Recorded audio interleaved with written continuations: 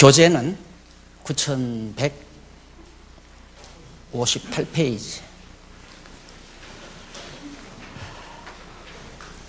히브리서 8장 1절. 이제 하는 말의 중요한 것은 이러한 대제사장이 우리에게 있는 것이라. 그가 하늘에서 위엄의 보좌 우편에 앉으셨으니 성소와 참 장막에 부리는 자라. 이 장막은 주께서 베푸신 것이요 사람이 한 것이 아니니라. 2절까지 봉독했습니다. 오늘부터 공부할 내용은 성막 사역의 우월성에 대해서 정리합니다.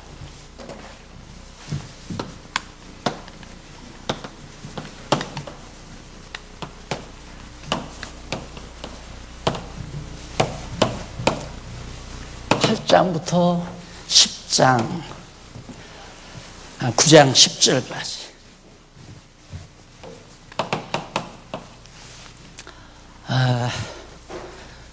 지금 예수의 사역상 우월성에 대해서 우리가 지금 계속 공부하는 거거든요. 그러니까 여호수아보다, 아론보다 예수가 훨씬 우월하다. 유대인들이 정말 대단한 인물로 존경하고 내세우는 대제사장 아론보다는 하나님의 아들 예수 그리스도가 비교할 수 없이 우월한 분이시다. 그런데 너희들이 예수를 십자가에 못 박아 죽였다. 아론은 대단한 인물로 섬기면서 위대하게 받들면서 그보다도 더 우월하신 비교가 되지 않을 만큼 탁월한 예수 그리스도를 너희가 십자가에 못 박아 죽인 존재들이다 하면서 유대인들을 향해서, 유대주의를 향해서 공격하는 말씀이죠. 그래서 그 사역상의 우월성 가운데서 성막사역의 우월성, 앞에서는 제사사역의 우월성을 일본에서 배웠죠. 한쪽 가로 일본에서. 근데 제사를 드리려면 성막이 필요하잖아요. 요즘에 말하면 성전이 요즘이 아니죠. 구약시대에 성전이 필요하듯이 오늘날 대부분의 많은 사람들이 자꾸만 지금 이 건물을 성전으로 자꾸만 오인하는 것이 한국교회뿐만 아니라 우리 개신교의 아주 결정적인 타락에, 기독교가 빗나가는 주요한 요인 중에 하나입니다. 건물은 그냥 건물이고 우리가 사용하는 그냥 강당이고 편리하게 이용하는 성경 공부 처소라고 그렇게 생각을 해야 되는데, 이 건물 자체를 하나님의 집으로 명명해서 성도들을 전부 다 잘못 가도록 오인하게 만드는 그런 결과를 가져오고 있습니다. 그런데 예수님은 성막 사역에서도 우월하다. 제사를 드리려면 제사에는 3대 요소가 있죠. 우선 성막이 있어야 돼요. 성전이죠. 그 다음 제물이 필요하고, 짐승입니다. 그 다음 이제 제물, 제사장. 이게 이제 아론이죠. 구약시대는. 이 세 가지가 있어야만이 하나님 앞에 제사를 드려요. 그런데 성막 사역 자체가 예수 그리스도가 성전이시다. 그러니까 지금 우리에게 있어서는 성막도 예수, 제물도 예수, 제사장도 예수, 예수님 한 분으로 완벽하게 하나님 앞에 영원한 제사를 드리실 수 있는 3대 요소를 갖추셔가지고 한 번으로 완벽하게 끝내셨다. 영원한 제사를. 영원한 제사니까 끝냈다기보다도 영원해요. 다시 제사 드릴 필요가 없는 거예요. 누가? 인간이, 아론이나 제사장이나 소위 목사들이 제사를 드릴 이유가 없게 돼 있어요. 그런데 아직도 목사가 이 거룩한 성전에서, 이런 성전을 짓고 여기에서 제사를 드린다고 생각하기 때문에 목사가 없으면 교회가 안 된다고 생각하는 거예요. 그게 한국교회의 특성이란 말입니다. 그래서 성경에 구체적으로 나와 있지도 않은 명칭을 목사라고 붙여놓고 목사를 하늘까지 높여놓고 교회가 운영되다가 보니까 한국교회가 지금 어려움에 봉착하는 거 아니겠어요? 그래서 요즘 신문에 보니까, 우리 신문에 보니까 한국교회 유명한 법리학자인 박병진 목사님께서 장로, 목사 똑같다 권하니 이번 헌법 개정에는 그걸 꼭 명시해달라. 장로와 목사를 특별하게, 목사를 장로 위에 놓지 말고 목사와 장로는, 그러니까 목사라고 하는 건 가리키는 장로예요. 장로 중에도 잘 가르치는 자가 있고 성도들을 잘 보살피는 자가 있고 은사가 각각 다르니까 장로 중에, 그래서 장로 중에서 잘 가르치는 자가 정말 하나님의 말씀을 바르게 가르치는 그런 순수한 성경대로의 교회가 이루어져야 되는데, 이런 제사 문제 때문에 오늘날 교회가 드리는 예배, 아직도 우리 교회 성도들도 예배 드린다 그러잖아요. 왜 예배 참석 안 해? 경건에 왜 안 들어갔어? 이렇게 얘기를 해야 하는데, 예배라고 한다면 예배는 제사라는 말이에요. 예배는 없어요. 이제 예배는 안 드려요. 예배는 우리의 삶 전체가 삶 속에서 드리는 산제사, 영적 예배가 있을 뿐이지, 형식에 따라서, 이런 제도에 따라서, 규칙에 따라서, 어떤 순서에 따라서 의식적으로 드리는 예배는 아니다 이 말이에요. 그걸 지금 말하기 위해서 예수님이 이 성막사역은 예루살렘 성전보다도 훨씬 우월하다. 예루살렘 성전, 솔로몬이 지은 성전은 여러 가지 모든 기구들도 있고 형태도 있지만은 그런 것들의 씀씀이는 다 그림자적이고 모형적인 것이다. 그것이 다 흠결이 있기 때문에, 결함이 있기 때문에 그거 다 헐어버리고, 그래서 예수님이, 제자들이 예수님께 헤롯이 지은 성전을, 우람한 성전을 자랑하니까 헐어버리라고 그러잖아요. 그래서 아마 예수님이 만약에 지금 한국교회에 나타났다면, 한국 기독교계에 나타났다면 우람하게 엄청난 수백억, 수천억을 들여서 지어놓은 웅장한 소위 성전들 향해서 돌 하나 돌 위에, 벽돌 하나 벽돌 위에 돈 놓이지 않게 다 헐어버리라. 왜? 그것 때문에 예수가 다 희미해지니까. 가장 우월하신 예수가 도리어 다 가리워진다 이 말이에요. 건물에 가리워진다 이 말이에요. 그러니까 반드시 예수님이 나타나면 다 헐어버리라고 할 거예요. 우리는 성전 짓는다고 안 했잖아요. 우리는 우리의 별장을 짓는다.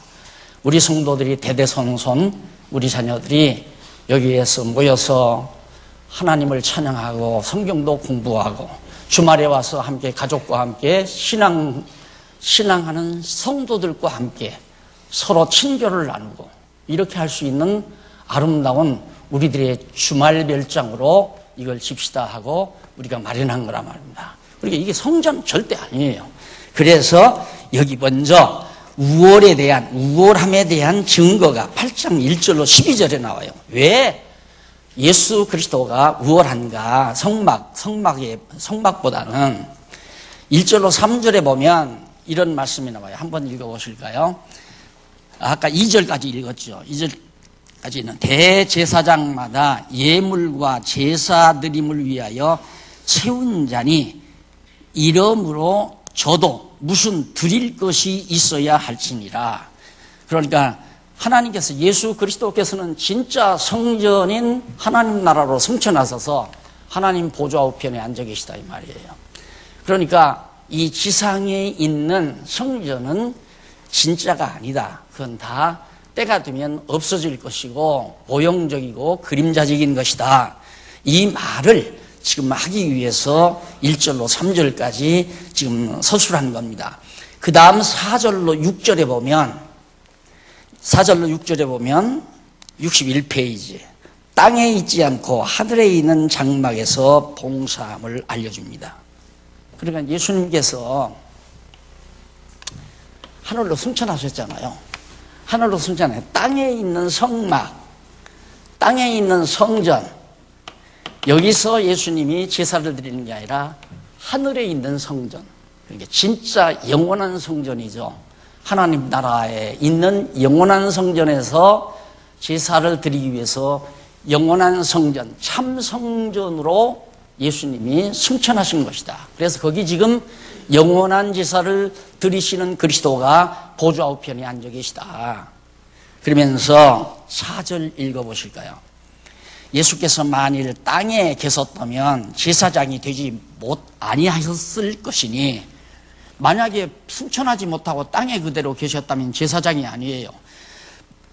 이는 율법을 쫓아 예물을 드리는 제사장이 있습니다. 땅에는 율법 따라서 구약시대 아론의 제사장들이 이런 방법으로 제사 드리는 자가 있기 때문에 예수님이 만약에 하늘로 승천하지 않았다면 우리의 영원한 대제사장이 될 수가 없다.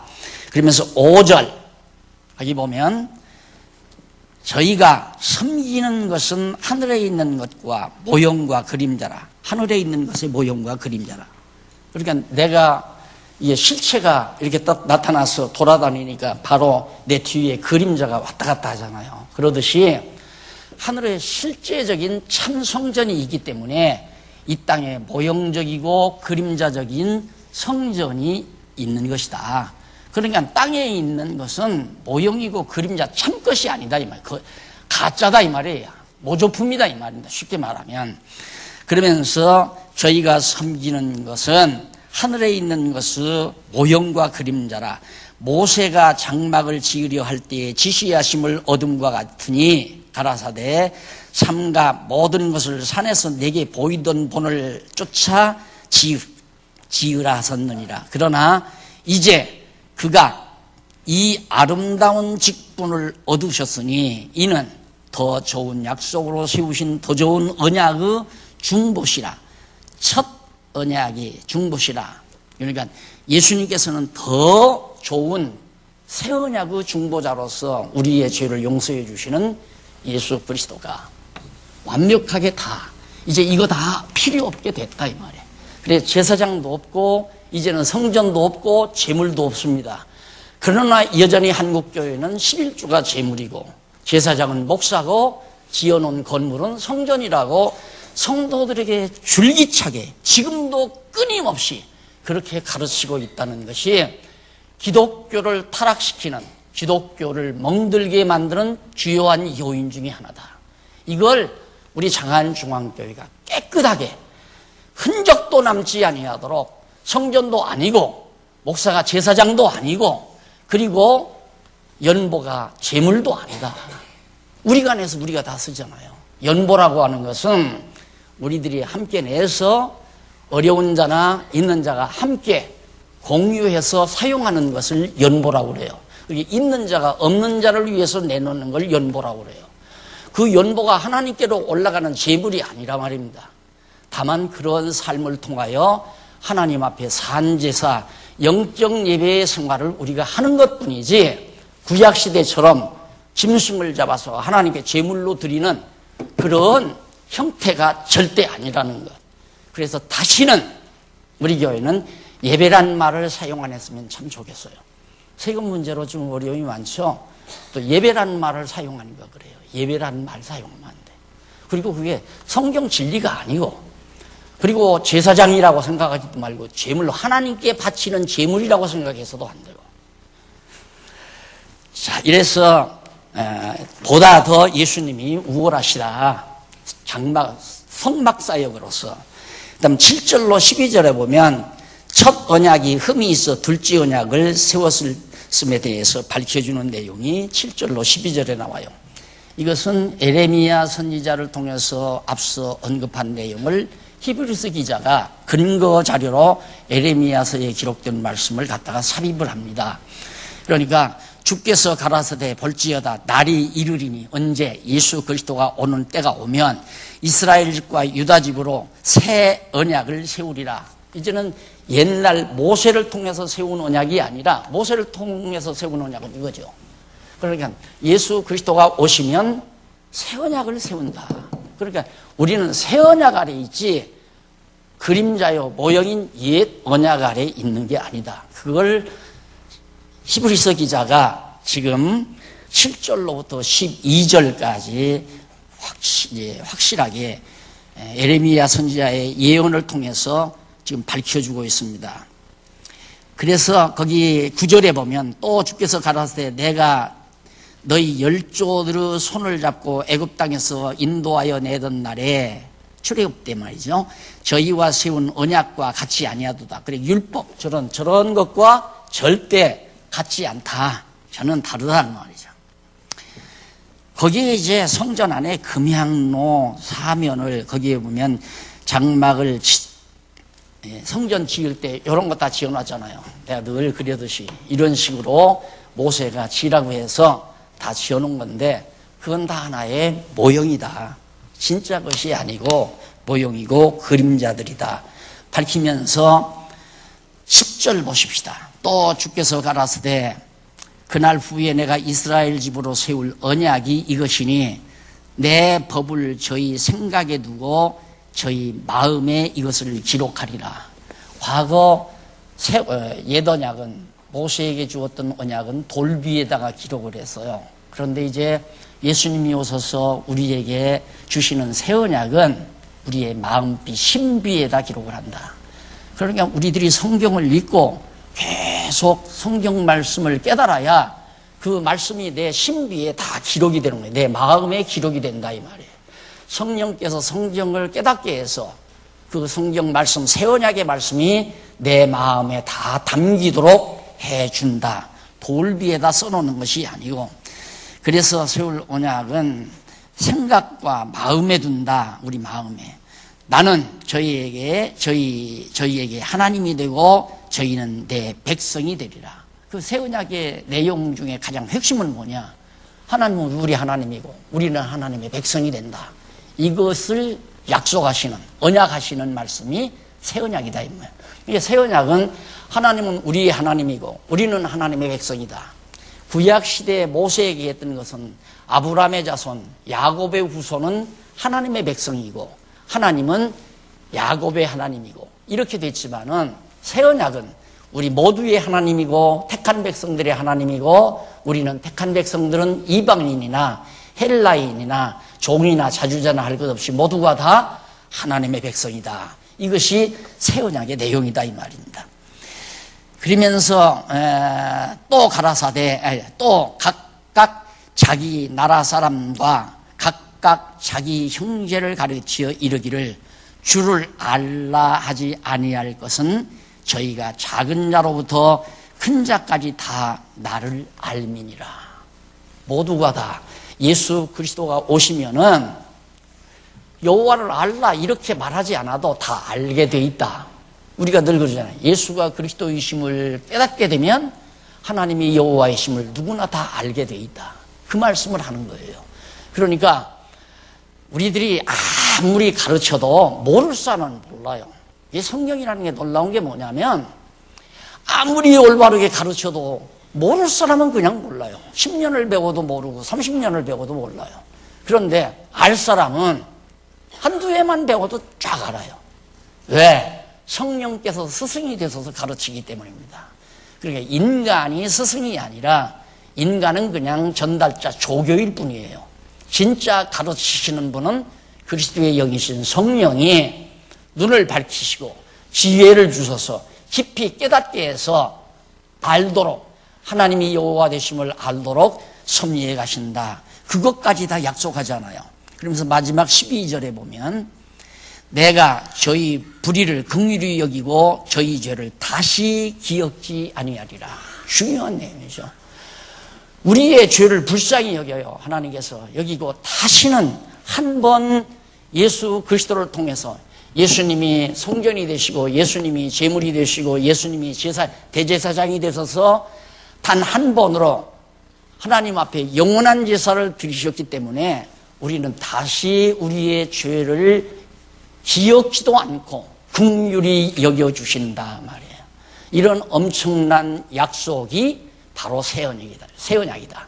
그러나 우리는 끝없이 남의 죄를 다 정죄하고 남을 다 판단하고 죄인으로 만들고 이런 작업을 영원한 제사의 은총을 힘입은 우리들이 그 짓을 아직도 하고 있다 이거예요.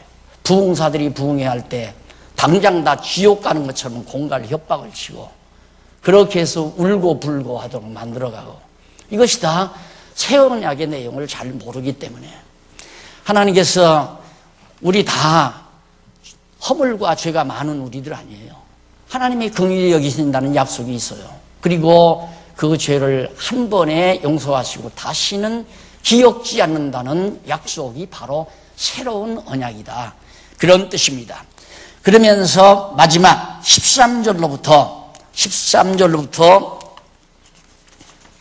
12절까지 13절로부터 그 이하 8장 13절로부터 9장 10절까지 우월함의 증거죠. 첫 번째가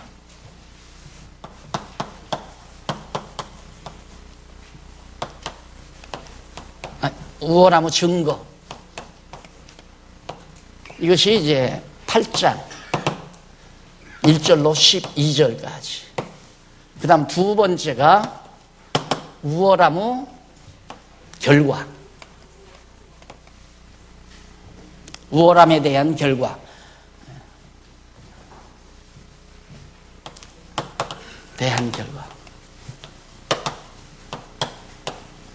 우월함에 대한 증거를 우리가 지금까지 배웠고요. 이제는 우월함에 대한, 이처럼 예수의 성막 사역이 예수님이 진짜 성전이 되셨다고 하는 선언을 하잖아요. 내가 돌 하나 돌 위에 돈 놓이지 않게 다 헐어버리면 내가 3일 만에 다시 복구하겠다, 일으키겠다. 그 말은 예수님이 십자가에 못 박혀 죽으셨다가 3일 만에 다시 살아난다는 얘기거든요. 그러니까 예수님의 몸이 곧 성전이라는 얘기예요.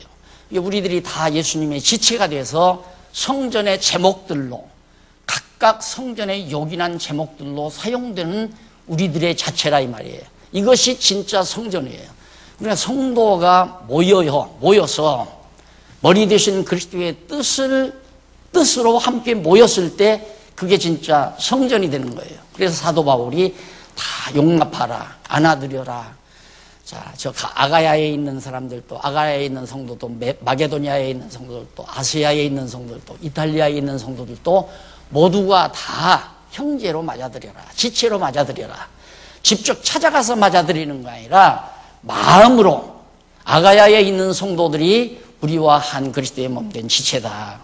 마게도니아에 있는 성도도, 또 아시아에 있는 성도도 우리와 같은 지체다. 오늘 우리 교회도 그렇게 생각을 해야죠.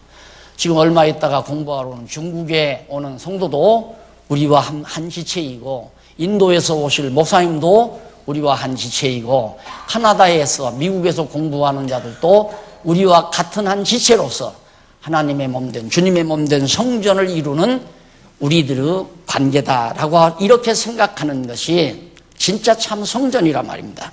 그래서 그렇게 우월함에 대한 결과가 어떻게 맺어지는가? 첫째, 18장 13절로부터 9장 5절까지 보면 없어져가는 첫 언약에 속한 성막 및 성구에 대해서 다 알려줘요. 그건 뭐냐면 일일이 안 읽어도 다 아는, 이거 다 없어져 간다, 이것은. 예수 그리스도가 오셨기 때문에, 진짜 것이 나타나기 때문에 그림자요 모형적인 것은 다 없어져 버린다 이 말이에요. 이게 없어져 버려야 하는데 이게 안 없어지고 그냥 남아있다 이 말이에요. 그게 유대주의예요. 아직도 성전을 말하고 제사를 말하고 제사장을 말하는 것은 그게 유대주의라 이 말입니다. 그것과 우리는 치열하게 진리 싸움을 벌여야 돼요. 아니다라는 거. 이게 제가 한 3, 40년 전에 그건 당장 이단. 그때 그것 때문에 이단이라고 했잖아요. 내가 이거 성전이 아니라고 그러니까 그래서 이단이라고 한 거란 말입니다. 지금은 이단이라는 말은 안 해요.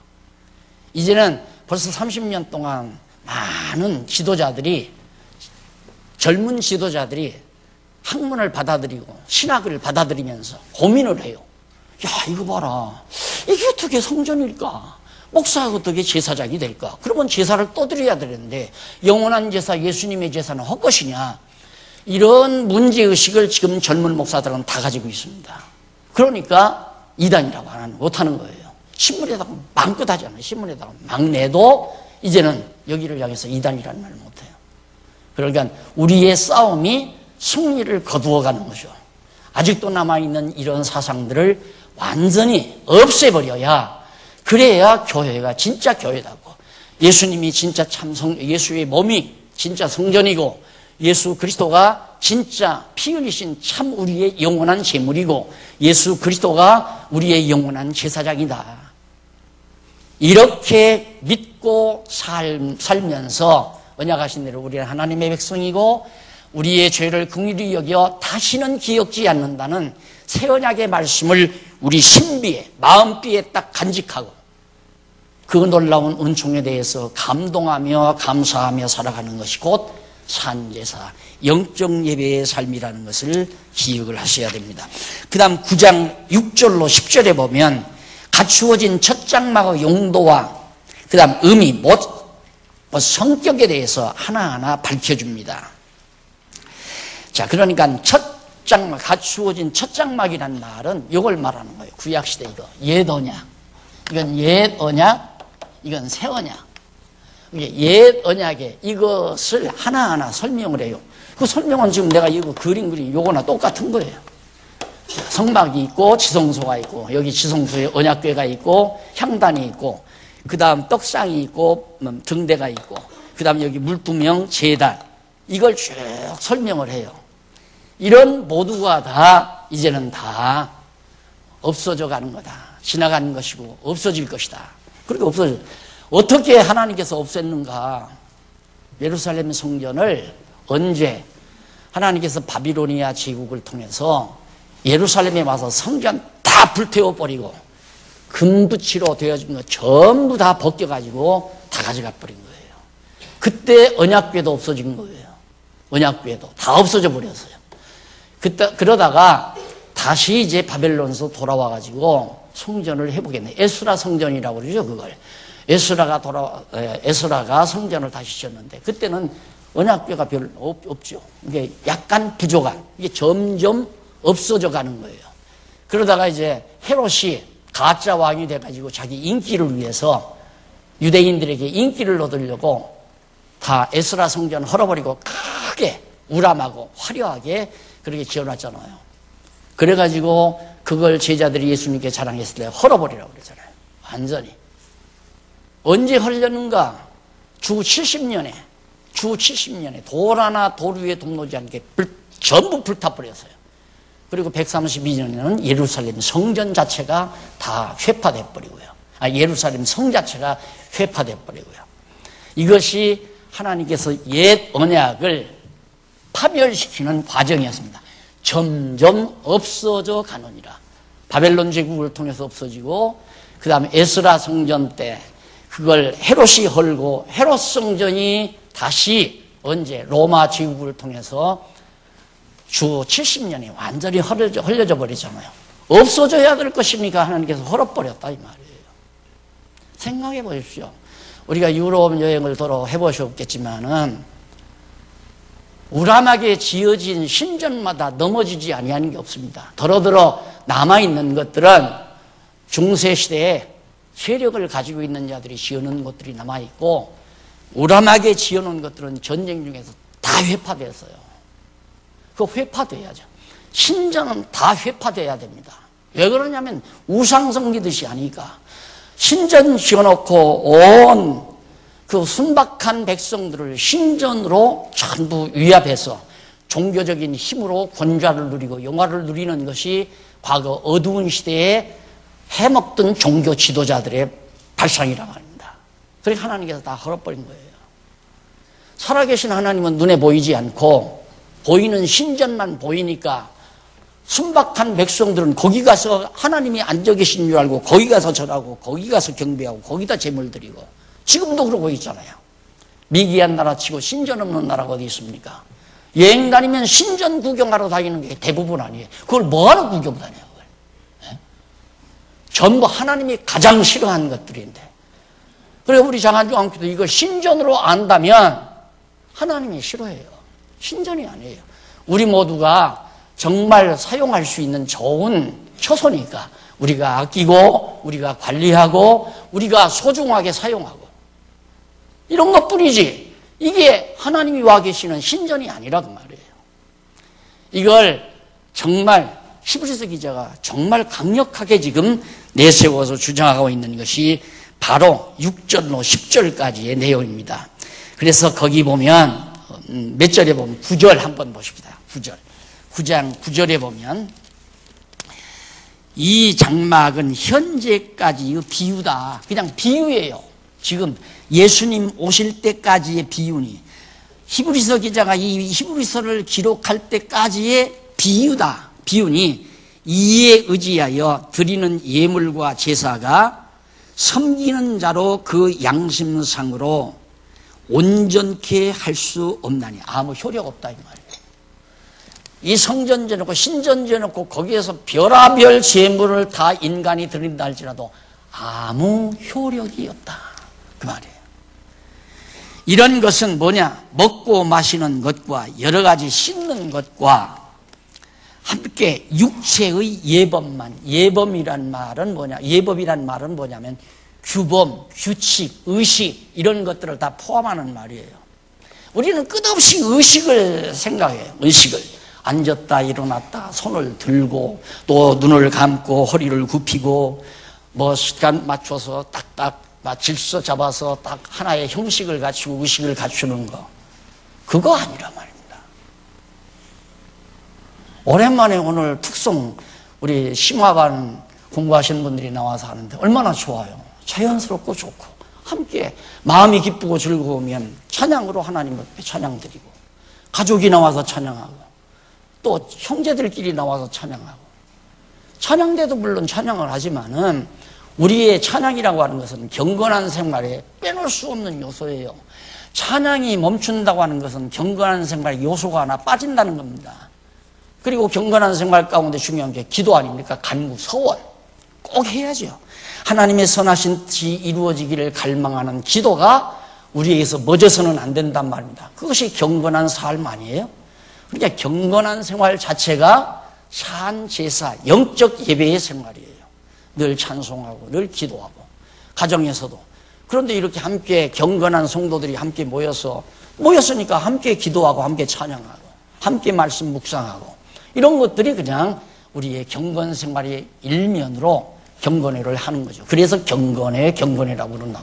예배라고 하지 말고 절대 예배라고 하지 말고 경건회라고 해라 하는 이유가 바로 거기에 있는 겁니다. 그래서 다 섬기는 자로 온전케 할 수 없다. 그러면서 10절 한 번 더 보실까요? 9장 10절에 보면 11절 맞아요. 10절 육체의 예법만 됐다. 그리고 11절 그리스도께서 장래 좋은 일의 대제사장으로 오사 손으로 짓지 아니한 곧 이 창조에 속하지 아니한 더 크고 온전한 장막으로 이게 하늘의 온전한 장막 인간들의 손으로 지은 게 아니라 말입니다. 이 건물은 우리 집사님들이 지은 거예요. 집사님들의 손으로 장로님들의 손으로 또 우리 성도님들의 손으로 갖다가 지어놓은 거란 말입니다. 이걸로 성전이 아니다 이거예요. 그래서 그리고 성전만 그런 게 아니라 12절 염소와 송아지의 피로 아니하고 구약시대는 예더냐은 짐승의 피로 드렸죠. 오직 자기 피로 예수 그리스도의 피로 영원한 속죄를 이루사 한 번에 성소에 들어가셨느니라. 단 한 번에 성소 이 성소에 들어간 게 아니라 솔로몬의 지성소에 솔로몬이 지은 성전의 지성소에 들어가는 것이 아니라 하늘 지성소에 하나님이 계시는 하늘 지성소로 승천하셨다 이 말이에요. 승천하셨다. 예, 십자가의 죽으심은 제물이 되기 위해서 죽으신 거고 승천하신 것은 제사장이 되기 위해서 승천하신 것입니다. 부활하신 것은 뭐를 위해서? 성전을 이루기 위해서 부활하신 거고 그러니까 십자가의 죽으심은 제물이 되시고 부활하신 것은 성전을 이루시고 3일 만에 성전 짓는다고 하는 것처럼 부활하심으로 성전을 지으신 거죠. 그리고 하늘로 승천하신 것은 지성소로 들어가시는 제사장 역할을 하신 것이다 이 말이에요. 딱 맞잖아요. 제물, 성막, 제사장 이 임무를 예수 그리스도가 혼자 다 감당해서 완벽하게 이루셨다. 그래서 우리가 숨통 터지고 사는 거지. 우리의 죄성을 가지고 우리가 이 땅에 살면서 죄 없이 살 수 없는 것이 우리의 몸 아니에요. 늘 이 육체의 내면 속에 욕망, 타오르는 욕망, 미움과 증오, 온갖 시기와 질투, 이거 끊임없이 일어나는데 죄 없이 살 수 없는 것이 우리 인간의 육신의 몸이나 이 말이에요. 그런데도 다시는 기억지도 않겠다고 약속하신 새 언약의 약속의 말씀 때문에, 그래서 우리가 그 은혜에 감사하고 찬양하며 사는 것이 우리 성도들의 영적 생활이요 영적 예배의 삶이라는 뜻입니다. 그 다음에 이제 우리가 살펴볼 내용이 재물사역의 우월성입니다. 세 번째로.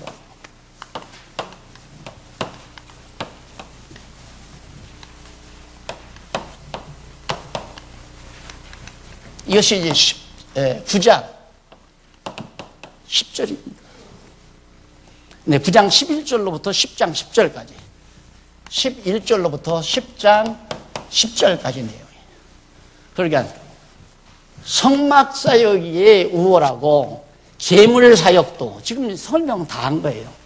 다 이미 설명이 다 되진 겁니다. 그러나 성경에 논리적으로 순서 따라 설명을 했기 때문에 다시 우리가 설명해 나가는 거죠. 나가는 건데, 한번 먼저 그 내용 가운데서 양쪽 가로 1번 우월함에 대한 증거만 보십시다. 양쪽 가로 1번 우월함에 대한 증거. 이것이 9장 11절로부터 10장 10절까지. 10장 10절이 아니죠. 죄송합니다. 9장 11절로부터 25절까지.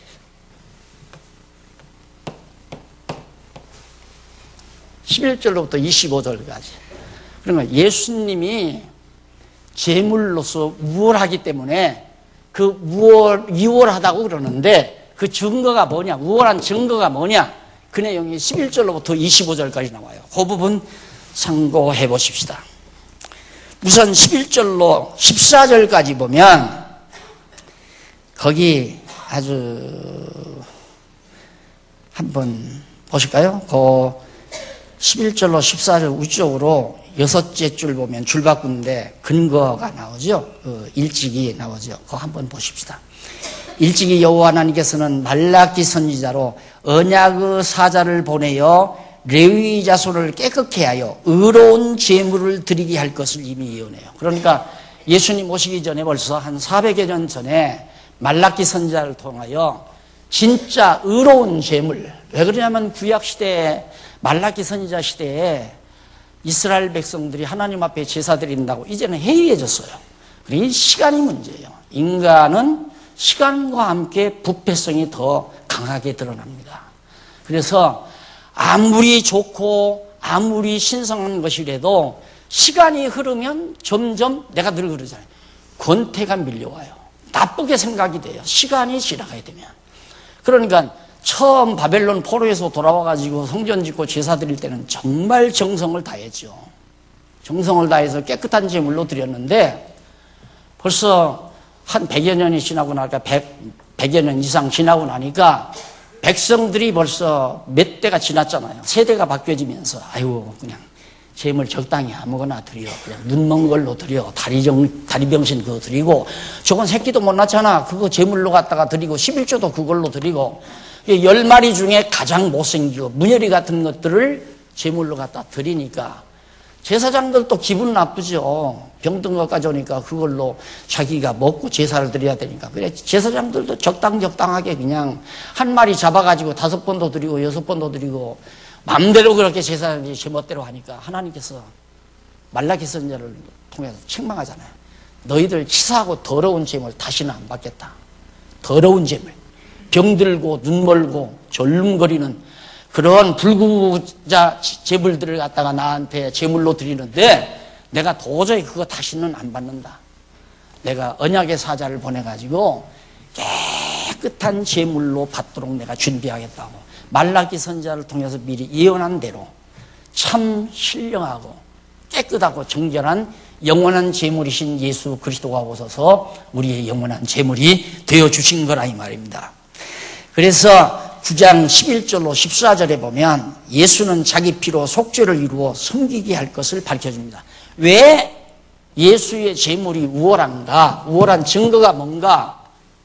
구약시대 옛언약은 짐승의 제물, 소의 피, 염소의 피가 제물이었지만 새언약은 하나님의 아들 예수 그리스도가 그 정결하신 그리스도의 피가 우리의 제물 역할을 했다. 구약시대는 짐승 잡아서 그 피로 성전도 다 성전에다 뿌리고 모든 기구에다 뿌리고 제단에도 뿌리고 피를 뿌려서 정결케 해요. 피를 뿌리지 아니하면 정결해지지를 않는단 말입니다.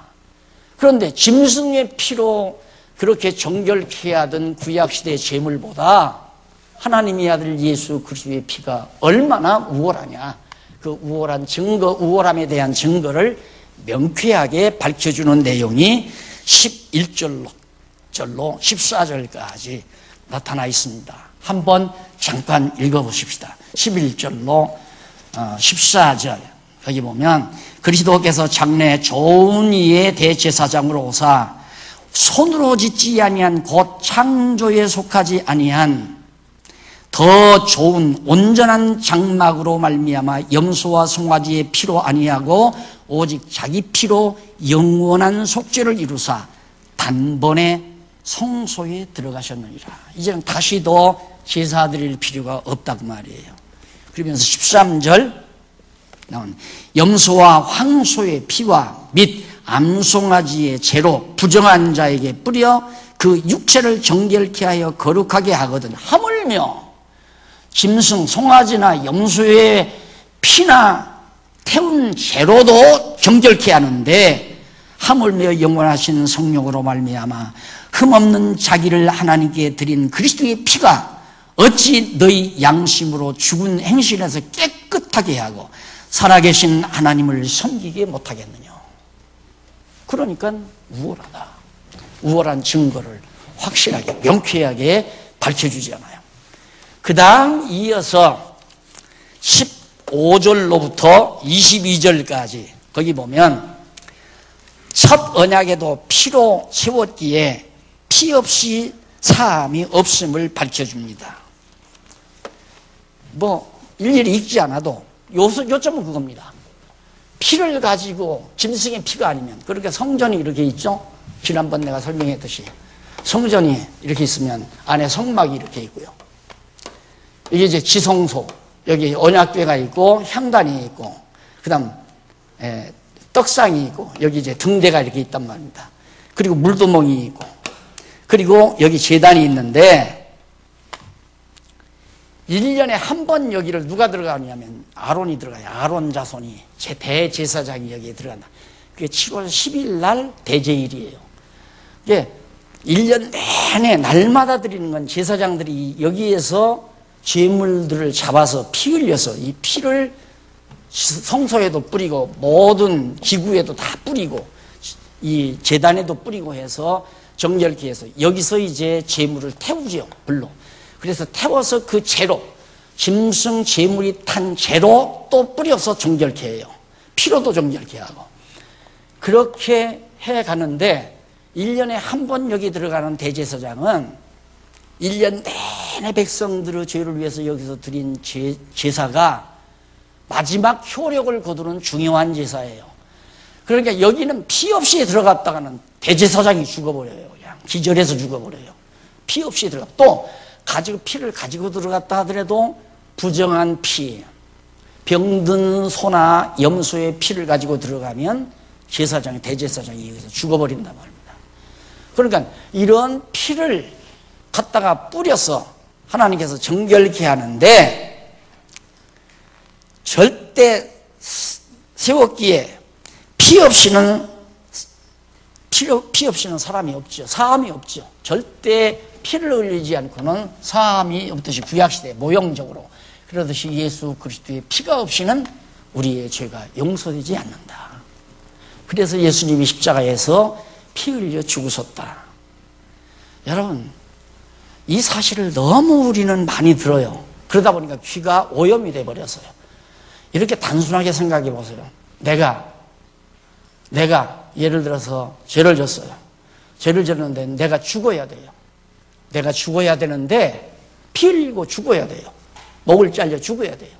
그런데 아버지가 내 대신 목 잘려 피 흘려 죽으셨다고 생각하면 평생 아버지에 대한 생각 잊어버리고 살겠습니까? 못 살죠. 우리는 예수님을 잊을 수 없는 이유가 바로 그것 때문이에요. 예수 없이는 살 수가 없고 예수님의 은혜를 저버릴 수도 없고 누가 나를 위해서 피 흘려 죽어줄 자가 있어요. 못 죽어주지 않아요. 고민하더라고요. 아기가 수술을 받아야 되는데 아버지의 심장, 아버지의 콩팥을 떼다가 붙여야 간인가 콩팥을 떼다 붙여야 한대요. 고민을 하더라고요. 아버지가 병이 있어가지고 그거 수술하다가는 아버지의 생명이 위태롭다. 가족이 다 고민을 해요. 예수님은 가차없이 우리 죄를 위해서 당신이 영원한 제물로 당당하게 십자가에 매달려 피 흘려 죽으셨습니다. 우리가 예수를 그리스도로 섬기며 그의 통치를 받고 살아가는 이유가 바로 여기에 있습니다. 이 감격을 놓치면 우리는 계속해서 우리 자신이 자만에 빠지고 오만에 빠지고 상대를 정죄하고 비난하고 욕하고 시기하고 질투하고 이렇게 살 수밖에 없는, 왜? 마음속에 감사한 마음이 없어져 버리면 바로 뭐가 나옵니까? 내 자신의 교만한 마음이 자라게 돼요. 내 마음의 교만한 마음이 나오면 남을 정죄하게 되고 남을 비난하게 되고 욕하게 되고 남이 싫어지게 되고 미워지게 되고 당연한 거 아니겠어요? 그리스도의 은총에 대한 감격이 사라진다는 것이 우리 성도의 가장 큰 결함입니다. 그래서 거기 19절에 보면 9장 19절에 보면 이런 말씀이 나와요. 모세가 율법대로 모든 계명을 온 백성에게 말한 후에 송아지 염소와 피로 및 물과 붉은 양털과 우슬초로 취하여 그 책과 온 백성에게 뿌려 이르되 이는 하나님이 너희에게 명하신 언약의 피라 하고 또한 이와 같이 피로써 장막과 섬기는 일에 쓰는 모든 그릇에 뿌렸느니라. 왜? 정결케 하라고. 율법을 쫓아 거의 모든 물건이 피로써 정결케 되나니 피 흘림이 없은즉 사함이 없느니라. 우리가 구약시대에 피를 통해서 정결케 된 것처럼 우리 새언약시대에 예수의 피가 없이는 아무것도 정결해질 수가 없다. 그래서 예수님이 십자가에 못 박혀 죽으신 것이다. 다음 시간에는 9장 23절로 25절 마저 정리하고 나서 우월함에 대한 결과, 두 번째로 우월함에 대한 결과, 증거를 알아봤으니까 그러면 예수의 피가, 예수의 제물이, 영원한 제물이 우월하니까 결과가 어떻게 맺어지는가에 대한 내용을 다음 주일날 함께 상고하도록 하고, 오늘 강의 여기서 마무리합니다. 기도하십시다.